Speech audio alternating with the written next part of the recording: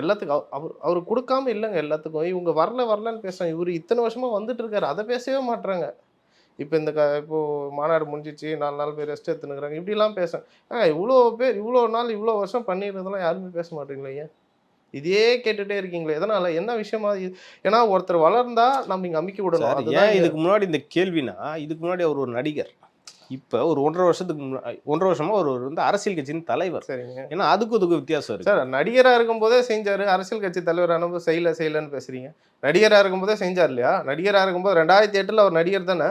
அப்போ அவர் குரல் கொடுக்கலையா? செய்யலன்னு சொல்லல சார், களத்துல இறங்கலன்றது விமர்சனம்.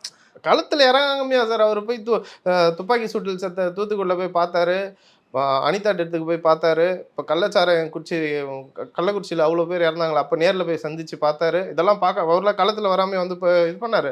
இல்லை அவரோட ஜெராக்ஸ் யாருனா போய் பார்த்தாங்களா? இல்லை அவரோட அது என்ன சொல்லுவாங்க, குளோனிங் மாதிரி போய் உட்காந்து அது மாதிரி யாராவது? அவர் தானே களத்தில் இறங்கி பார்த்தது. திரும்ப களத்துக்கு வரல. இதே கேள்வி தான் கேட்டுட்டு இருக்கீங்களா சார்? அவர் வந்ததை பற்றியே பேச மாட்டேறீங்க.